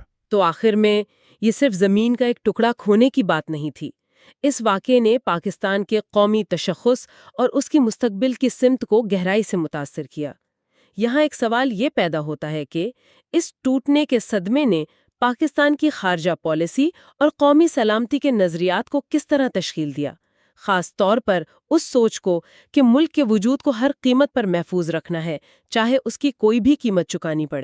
ایک لیڈر جو ایک ٹوٹی ہوئی ایک شکست خوردہ قوم کو سہارا دیتا ہے، لیکن پھر اس کی اپنی ہی چالیں اسے ایک بہت ہی المناک انجام کی طرف لے جاتی ہیں۔ بالکل۔ ہم بات کر رہے ہیں 1971 کی جنگ کے بعد ذوالفقار علی بھٹو کے دور کی۔ امن کا ایک اتنا بڑا موقع جس میں 93,000 جنگی قیدی بھی واپس لانے تھے، وہ آخرکار ایک اور فوجی بغاوت پر کیسے ختم ہو گیا؟ یہ واقعی اس دور کی سب سے بڑی آپ کہیں ستم ظریفی ہے۔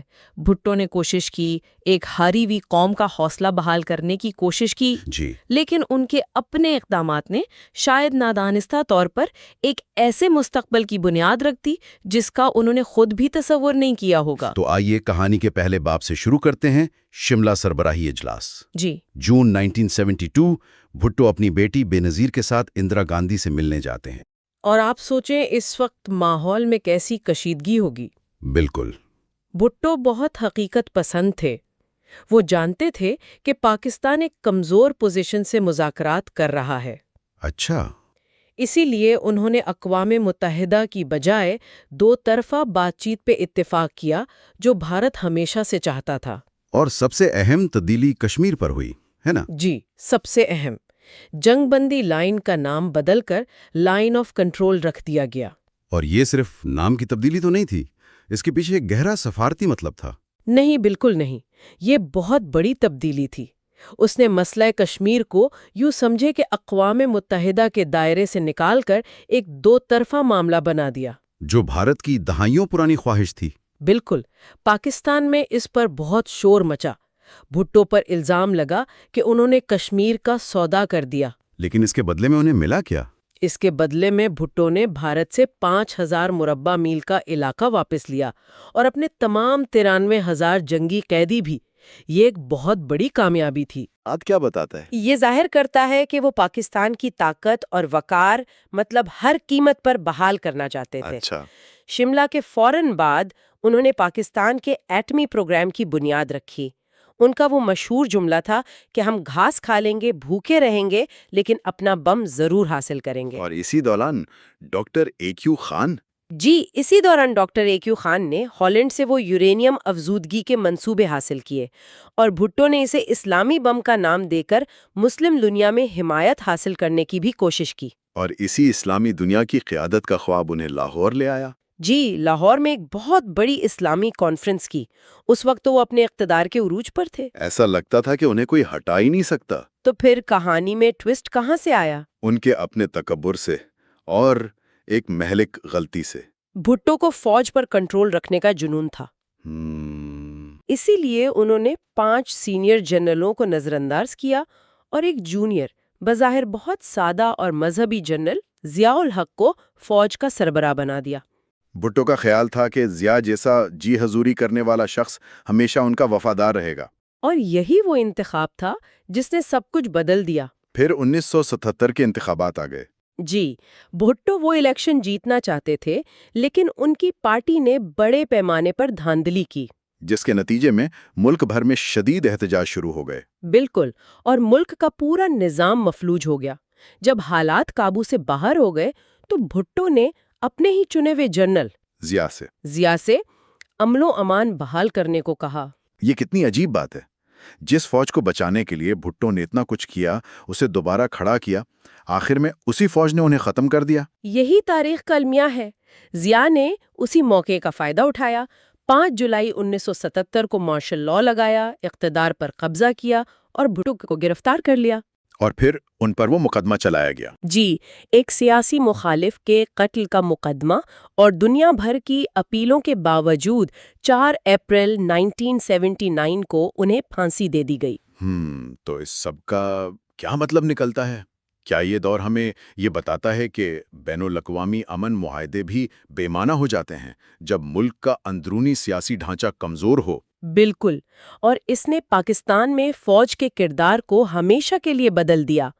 فوج صرف سرحدوں کی محافظ نہیں رہی بلکہ ملکی سیاست کی حتمی ثالث بن گئی۔ جی، اور یہ ایک ایسا نمونہ تھا جو ہم نے آنے والی دہائیوں میں بار بار دہرایا۔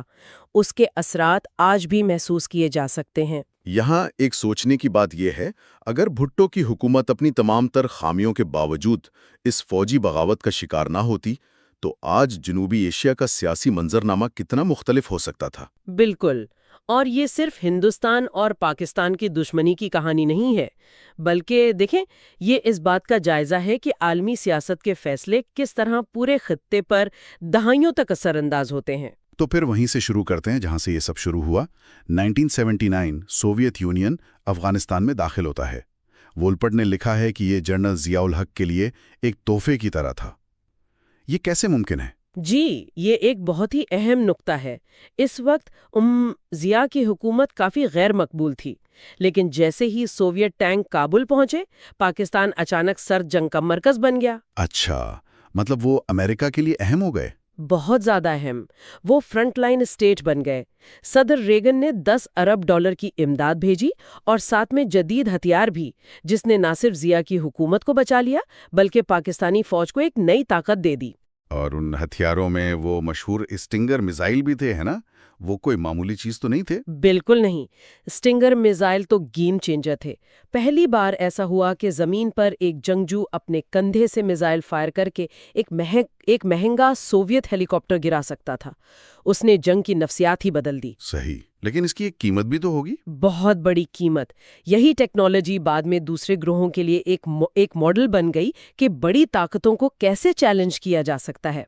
تو ضیاء کو جو تحفہ ملا اس کے اثرات بہت دور تک گئے۔ اچھا، تو پاکستان کے لیے تو یہ ایک اسٹریٹجک موقع بن گیا۔ لیکن سرحد کے دوسری طرف ہندوستان کیا سوچ رہا تھا؟ ان کے تو سوویت یونین سے اچھے تعلقات تھے۔ ہندوستان ایک بہت ہی مشکل پوزیشن میں تھا۔ انہوں نے اقوام متحدہ میں سوویت حملے کی مذمت نہیں کی، لیکن اندرونی طور پر ان کی فوج اپنی سرحد پر ایک سپر پاور کی موجودگی سے بہت پریشان تھی۔ یہیں پر وہ قدیم حکمت عملی ارتھ شاستر کا اصول آتا ہے کہ پڑوسی کا پڑوسی دوست ہوتا ہے۔ جی بالکل۔ پاکستان کے لیے افغانستان ہمیشہ سے اسٹریٹجک گہرائی کا ذریعہ رہا ہے۔ یہ اسٹریٹجک گہرائی کی اصطلاح بہت استعمال ہوتی ہے۔ اس کا اصل مطلب کیا ہے؟ دیکھیں، آسان لفظوں میں اس کا مطلب ہے کابل میں ایک ایسی حکومت جو پاکستان کی دوست ہو، تاکہ اگر ہندوستان سے جنگ ہو تو پاکستان کی مغربی سرحد محفوظ رہے اور فوج کو پیچھے ہٹنے کے لیے ایک محفوظ راستہ ملے۔ مطلب ایک محفوظ بیک یارڈ۔ بالکل۔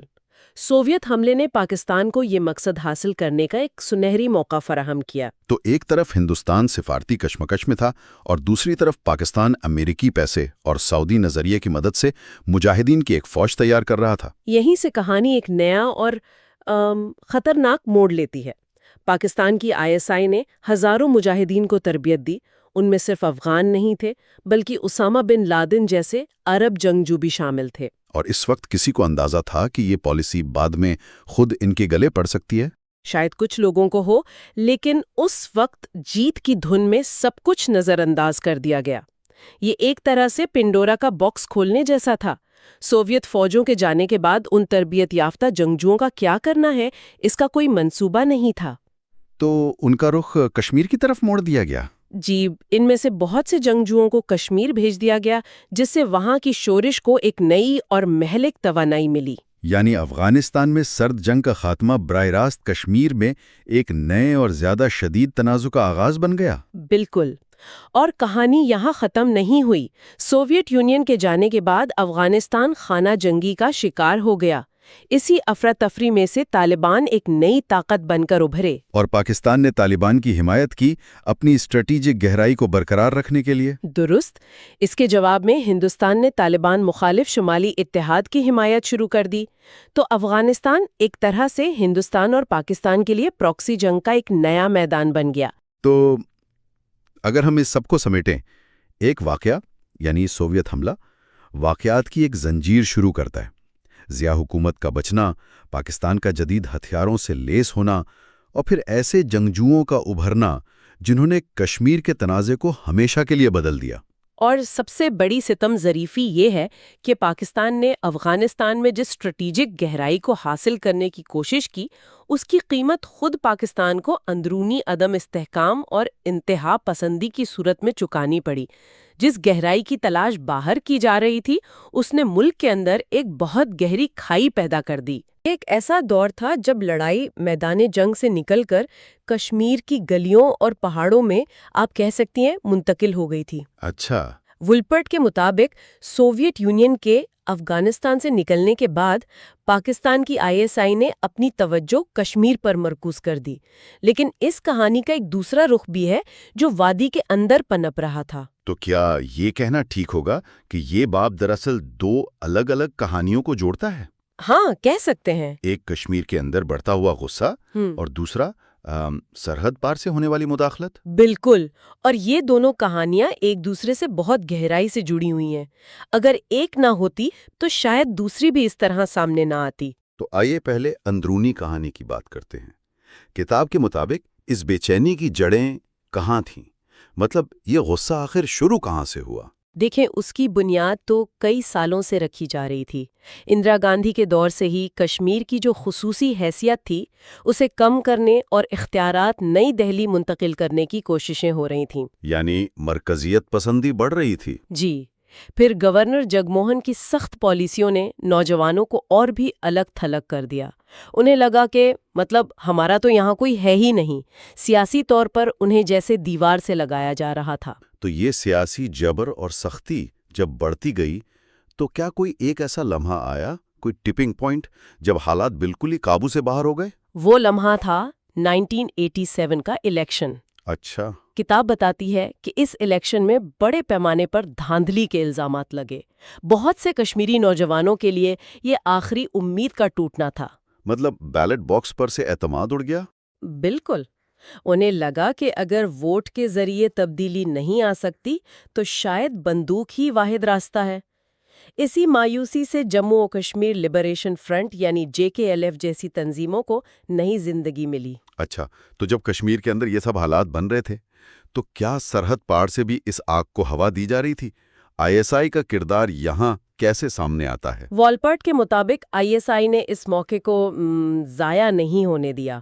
انہوں نے آزاد کشمیر میں کیمپس قائم کیے۔ Training camps? جی، جہاں بھارتی کشمیر سے آنے والے ناراض اور مایوس نوجوانوں کو ہتھیار، ٹریننگ اور پیسہ فراہم کیا گیا۔ تو جو ایک مقامی اور سیاسی تحریک تھی وہ آہستہ آہستہ ایک منظم عسکری بغاوت اور پراکسی وار یعنی بالواسطہ جنگ میں بدل گئی۔ تو کیا یہ تحریک ویسی ہی رہی جیسی شروع ہوئی تھی، یعنی خالص وطن آزادی کے لیے، یا وقت کے ساتھ اس کی شکل بھی بدل گئی؟ نہیں، اس کی شکل بہت ڈرامائی طور پر بدلی۔ جب لشکر طیبہ اور حزب المجاہدین جیسی تنظیمیں اس میں شامل ہوئیں تو آزادی کا نعرہ ایک عالمی جہادی نظریے کے ساتھ جڑ گیا۔ اور اس تبدیلی نے تحریک کی پوری نوعیت ہی بدل دی۔ اس کے جواب میں ظاہر ہے بھارت نے بھی انتہائی سخت فوجی کارروائیاں شروع کی۔ اور اس کا نتیجہ یہ نکلا کہ وادی میں بے تحاشا خون ریزی ہوئی، ہزاروں نوجوان لاپتہ ہو گئے اور کشمیری پنڈت برادری کو شدید تشدد کے بعد وادی چھوڑنے پر مجبور ہونا پڑا۔ یہ تو بہت ہی خوفناک تصویر ہے۔ لیکن یہ جو اتنی شدید تحریک اٹھی تھی یہ آخر کمزور کیسے پڑ گئی؟ کیا لوگ اس سے تھک گئے تھے؟ جی، 1990 کی دہائی کے وسط تک وادی میں ایک تھکاوٹ کا احساس تھا۔ تحریک میں جرائم پیشہ عناصر شامل ہو گئے تھے اور اندرونی لڑائیاں شروع ہو گئی تھیں۔ اچھا۔ میرواز قاضی نثار جیسے مقامی رہنماؤں کے قتل نے عام لوگوں کو اس تحریک سے بہت بدظن کر دیا۔ جو لوگ کل تک مجاہدین کو ہیرو سمجھتے تھے اب وہ ان کے تشدد سے تنگ آ چکے تھے اور امن چاہتے تھے۔ تو اگر ہم اس پورے دور کو سمیٹیں تو اس کا سب سے بڑا اور دیر پار اثر کیا تھا جس نے شاید مستقبل کی راہیں بھی بند کر دیں؟ سب سے بڑا اثر یہ تھا کہ اس نے دونوں ملکوں کے درمیان بد اعتمادی کی خلیج کو اتنا گہرا کر دیا کہ اسے پاٹنا تقریباً ناممکن ہو گیا۔ اس دور کے تشدد نے ایسے زخم دیے جو آج تک تازہ ہیں۔ اس کے بعد جب بھی سفارتی کوششیں ہوئیں اس دور کی یادیں اور شکوک و شبہات ہمیشہ ایک دیوار بن کر کھڑے ہو گئے۔ آخر ایسا ہوا کیوں؟ اور یہ کہانی شروع ہوتی ہے ایک بہت بڑے، یوں سمجھے کہ دھماکے سے، مئی 1998 میں۔ پہلے بھارت نے ایٹمی تجربے کیے اور پھر کچھ ہی ہفتوں بعد پاکستان نے۔ بالکل، اس سے پوری دنیا میں ایک تشویش کی لہر دوڑ گئی اور دونوں ملکوں پر شدید دباؤ پڑا کہ وہ میز پر بیٹھ کر بات کریں۔ یہ بات ہی بڑی عجیب ہے کہ ایٹمی ہتھیاروں کے خوف نے ہی انہیں بات چیت کی میز پر لا بٹھایا۔ صحیح، اور اسی ماحول میں فروری 1999 میں بھارتی وزیر اعظم اٹل بہاری واجپئی وہ بس میں بیٹھ کر لاہور پہنچے۔ وہ صرف ایک بس کا سفر نہیں تھا، وہ ایک بہت بڑا علامتی قدم تھا، ہے نا؟ جی، بہت بڑا۔ لیکن ہمارے ذرائع یہ بھی بتاتے ہیں کہ یہ امید کی ایک بہت پتلی سی تہ تھی جس کے نیچے گہری دراڑیں پہلے سے موجود تھیں۔ اچھا؟ بالکل، اور اس کا ثبوت تو اسی وقت مل گیا تھا جب واجپئی اور نواز شریف لاہور میں امن کے اعلامیے پر دستخط کر رہے تھے تو شہر کے سڑکوں پر احتجاج ہو رہے تھے۔ میں نے پڑھا تھا انتہا پسند تنظیمیں کالے جھنڈوں کے ساتھ۔ جی، یہ ایک صاف اشارہ تھا کہ پاکستان کے اندر کچھ طاقتور حلقے اس امن عمل کو ہضم کرنے کو تیار نہیں تھے۔ یہ تو واقعی حیران کن ہے، یعنی ایک طرف وزیر اعظم امن کے لیے ہاتھ ملا رہے ہیں اور اسی شہر میں ان کے خلاف مظاہرے ہو رہے ہیں۔ تو یہ شروع سے ہی ایک کمزور کوشش لگ رہی تھی۔ اور پھر جو ہوا اس نے تو سب کچھ ہی ختم کر دیا۔ لاہور اعلامیے کو چند مہینے ہی ہوئے تھے کہ کارگل کی جنگ چھڑ گئی۔ یہی اس کہانی کا سب سے آپ کہہ لیں کہ ڈرامائی موڑ ہے۔ ذرائع کے مطابق پاکستانی فوج کے سربراہ جنرل پرویز مشرف نے وزیر اعظم نواز شریف کو بتائے بغیر انہیں اعتماد میں لیے بغیر کارگل کی چوٹیوں پر قبضے کا حکم دے دیا۔ یہ بھارت کے لیے ایک ناقابل یقین دھوکہ تھا۔ جس ملک کے وزیر اعظم سے آپ امن کی بات کر رہے ہیں اسی ملک پر آپ کی فوج حملہ کر رہی ہے۔ بالکل، یہ سوچنا بھی عجیب ہے کہ ایک طرف لاہور میں بات چیت ہو رہی تھی اور دوسری طرف پہاڑوں پر جنگ کی تیاری چل رہی تھی۔ یہ تو اعتماد کا قتل تھا۔ اس کے بعد تو تعلقات کا سنبھلنا ناممکن ہو گیا ہوگا۔ ناممکن ہی تھا۔ اس جنگ میں پاکستان کو بہت بھاری جانی نقصان اٹھانا پڑا اور آخرکار امریکی صدر کلنٹن کی مداخلت پر نواز شریف کو اپنی فوجیں واپس بلانے کا حکم دینا پڑا۔ اس فیصلے نے جنگ تو ختم کر دی، لیکن اس نے پاکستان کے اندر وزیر اعظم اور آرمی چیف کے درمیان ایک کبھی نہ ختم ہونے والی خلیج پیدا کر دی۔ تو کارگل کا نتیجہ صرف ایک فوجی شکست نہیں تھا، بلکہ اس نے پاکستان کے اندر جو سول ملٹری تعلقات کی حقیقت تھی اسے پوری دنیا کے سامنے بے نقاب کر دیا۔ کیا یہ کہنا ٹھیک ہوگا؟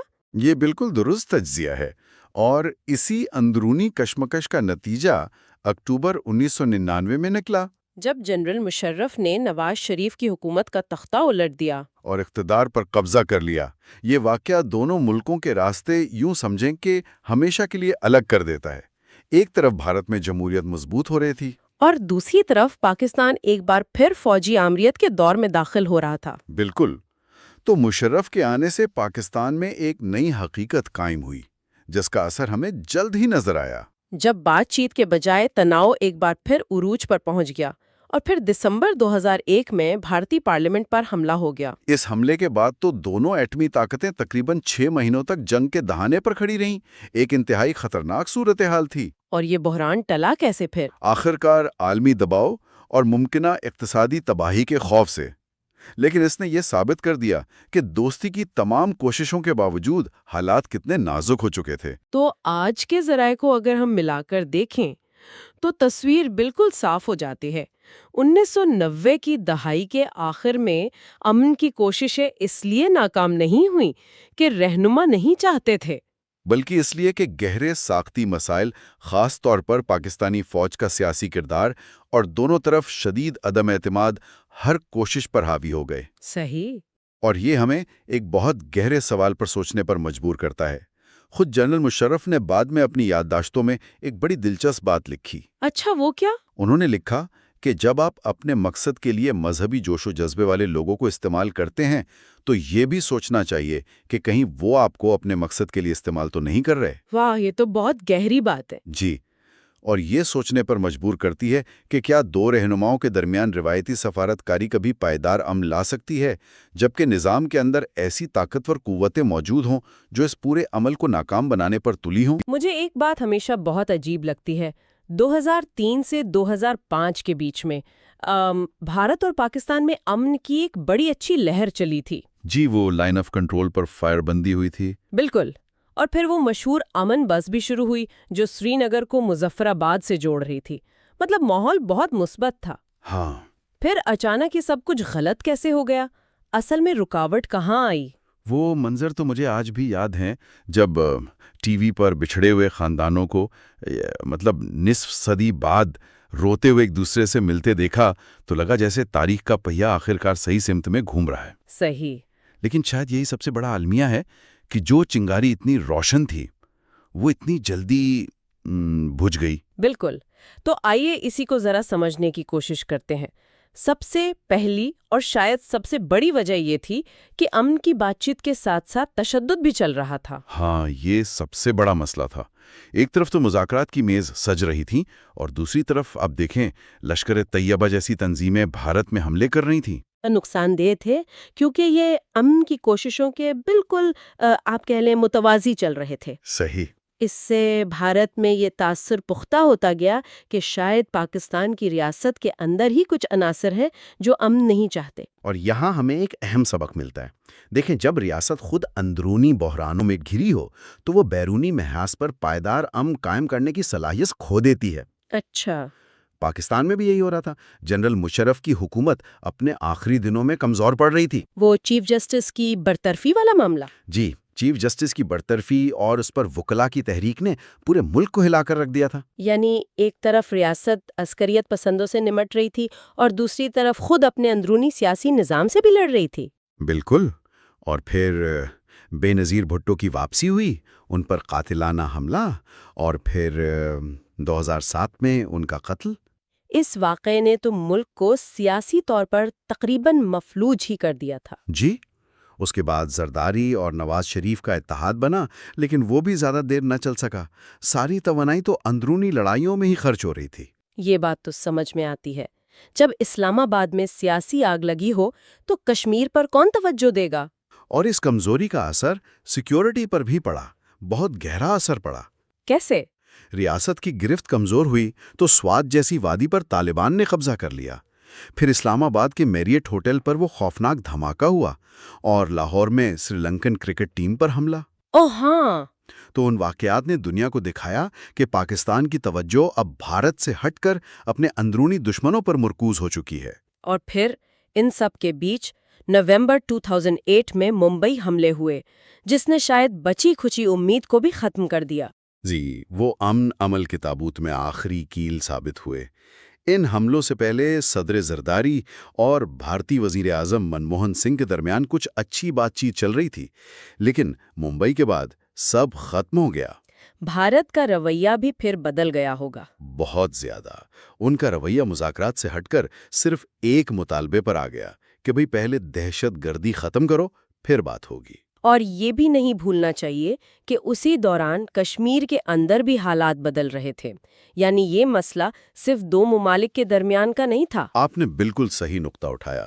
2008 میں جب وہ امرناتھ شرائن بورڈ کو زمین دینے کا معاملہ سامنے آیا تو پوری وادی میں شدید احتجاج شروع ہو گیا، اور آزادی کے نعرے پھر سے لگنے لگے تھے۔ کئی سال بعد۔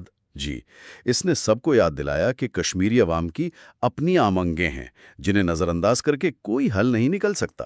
تو جب ہم ان سب چیزوں کو ملا کر دیکھتے ہیں، دہشت گردی، پاکستان کا اندرونی بحران، ممبئی حملے اور کشمیر کی اپنی بے چینی، تو سمجھ آتا ہے کہ یہ امن عمل کیوں ناکام ہوا۔ یہ کوئی ایک وجہ نہیں تھی، بلکہ ایک پورا طوفان تھا۔ خلاصہ یہ ہے کہ امن صرف لیڈروں کے ہاتھ ملانے سے نہیں آتا۔ اس کے لیے دونوں ملکوں کے اندر سیاسی استحکام، سیکیورٹی پر مکمل کنٹرول اور عوام کا اعتماد، یہ سب ضروری ہے۔ کوئی ایک بھی کڑی کمزور ہو تو پوری زنجیر ٹوٹ جاتی ہے۔ بالکل۔ تو آخر میں یہ سوچ ذہن میں آتی ہے کہ کیا لڑائی صرف کشمیر کی ہے، یا پھر کشمیر اب ایک بہانہ بن گیا ہے جس کی آڑ میں دونوں ملک اپنے اندرونی سیاسی اور نظریاتی مسائل کی ناکامیوں کا ملبہ ایک دوسرے پر ڈالتے رہتے ہیں؟ جی، تاریخ پر نہیں، بلکہ اس سوال پر کہ کیا اس پیچیدہ مسئلے سے نکلنے کا کوئی حقیقی، کوئی قابل عمل راستہ موجود بھی ہے؟ بالکل۔ اور یہ اہم اس لیے ہے کیونکہ دہائیوں سے جو حل پیش کیے جاتے رہے ہیں ان میں سے بہت سے اب آپ کہہ لیں کہ صرف کتابی باتیں لگتی ہیں۔ حالات بدل چکے ہیں۔ جی، حالات بہت بدل چکے ہیں۔ اقوام متحدہ کی زیر نگرانی رائے شماری یعنی پلیبیسائٹ سننے میں تو یہ سب سے منصفانہ حل لگتا ہے۔ لگتا تو ہے، لیکن دیکھیں اس کی بنیادی وجہ کہ یہ اب قابل عمل کیوں نہیں، وہ ہے بھارت کا دہائیوں پر محیط انکار۔ اچھا۔ خاص طور پر 1972 کے شملہ معاہدے کے بعد یہ بات تقریباً طے ہو گئی تھی کہ اب جو بھی ہوگا وہ دو طرفہ ہوگا۔ تو اقوام متحدہ کا کردار ایک طرح سے محدود ہو گیا۔ بالکل۔ تو وہ آپشن اب سرد خانے میں ہے۔ ایک تاریخی نقطہ ہے، عملی حل نہیں۔ تو اگر وہ راستہ بند ہے تو پھر ساری بات دو طرفہ حل پر آ جاتی ہے۔ اور اس میں سب سے عام تجویز ہے لائن آف کنٹرول یعنی LOC کو ہی۔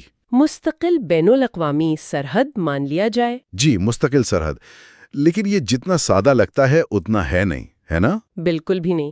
بظاہر یہ سب سے سیدھا راستہ لگتا ہے، لیکن اس کی قیمت دونوں ملکوں کو چکانی پڑے گی۔ پاکستان کے لیے کیا چیلنجز ہوں گے؟ پاکستان کے لیے، جیسا کہ ذرائع اشارہ کرتے ہیں، سب سے بڑا چیلنج اپنی سرزمین پر موجود عسکریت پسند گروہوں پر مکمل قابو پانا ہوگا، تاکہ وہ ایک قابل اعتبار شراکت دار بن سکیں۔ جی، جب تک یہ نہیں ہوتا کسی بھی معاہدے پر بھروسہ کرنا بہت مشکل ہے۔ اور دوسری طرف بھارت کے لیے بھی تو چیلنجز کم نہیں ہیں۔ نہیں، بالکل نہیں۔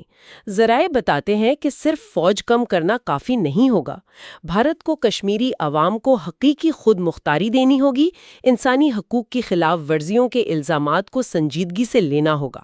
اور اس کے اوپر بھارت کی اندرونی سیاست میں جو ہندوتوا نظریات کا اثر بڑھ رہا ہے وہ بھی تو ایک رکاوٹ ہے۔ آپ نے بالکل صحیح نقطہ اٹھایا۔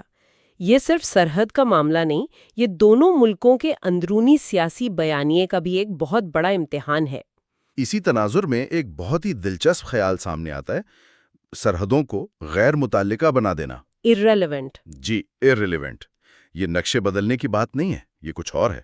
اس کا عملی طور پر کیا مطلب ہے؟ یہ ایک بہت گہرا تصور ہے جسے سابق بھارتی وزیر اعظم منموہن سنگھ نے پیش کیا تھا۔ ان کا کہنا تھا کہ ہم سرحدیں نہیں بدل سکتے، لیکن ان کی اہمیت کم کر سکتے ہیں۔ بالکل، ہم انہیں غیر اہم بنا سکتے ہیں۔ مطلب سرحد کو دشمنی کی لکیر کے بجائے رابطے کا ذریعہ بنا دیں، لوگوں کو ملنے دیں، تجارت کو فروغ دیں۔ جیسے وہ سری نگر مظفر آباد بس سروس تھی۔ جی، وہ اسی سوچ کی ایک چھوٹی سی لیکن بہت اہم مثال تھی۔ خیال یہ ہے کہ اگر لوگ اور سامان آزادانہ آ جا سکیں گے تو تنازع کی شدت خود بخود کم ہو جائے گی۔ تو یہ سب تو ہو گئے جیو پولیٹیکل حل، لیکن اس پوری بحث میں کشمیری عوام کہاں ہیں؟ کوئی بھی معاہدہ ان کے بغیر کیسے پائیدار ہو سکتا ہے؟ اور یہی سب سے بنیادی نقطہ ہے، کوئی بھی حل اوپر سے مسلط نہیں کیا جا سکتا۔ صحیح۔ کشمیری قیادت کے جو مطالبات ہیں، جیسے فوج کی واپسی، سیاسی قیدیوں کی رہائی اور انسانی حقوق کی پامالیوں کا احتساب، یہ سب کسی بھی امن عمل کے لیے ناگزیر ہیں۔ یعنی جب تک کشمیری عوام کو یہ احساس نہیں ہوگا کہ ان کی آواز سنی جا رہی ہے، تب تک کوئی بھی سیاسی فارمولا کامیاب نہیں ہو سکتا۔ تو خلاصہ یہ ہے کہ راستہ بہت مشکل ہے، سیاسی رکاوٹیں ہیں، اعتماد کا فقدان بہت گہرا ہے، لیکن کیا کوئی امید کی کرن ہے؟ امید تو ہمیشہ رہتی ہے، اور شاید اصل امید حکومتوں سے زیادہ دونوں ممالک کی نوجوان نسل سے ہے۔ یہ ایک دلچسپ بات ہے۔ آج کا نوجوان پرانی نفرتوں کا بوجھ نہیں اٹھانا چاہتا، وہ میوزک، فلم، آرٹ کے ذریعے ایک دوسرے سے جڑا ہوا ہے۔ تو مستقبل کا حل کسی معاہدے میں نہیں، ہو سکتا ہے کہ کسی بڑے سیاسی معاہدے میں نہ ہو، بلکہ ان ہزاروں چھوٹے چھوٹے انسانی اور ثقافتی رشتوں میں ہوں جو آہستہ آہستہ سرحدوں کی تقسیم کو ہی بے معنی بنا دیں۔ تو شاید اصل سوال یہ نہیں کہ نقشے پر لکیر کہاں کھینچی جائے، بلکہ یہ ہے کہ دلوں کے درمیان فاصلے کیسے مٹائے جائیں۔ بالکل۔ دیکھنے کا شکریہ۔ اگر آپ کو ہماری یہ گفتگو پسند آئی تو مزید کے لیے فالو کریں۔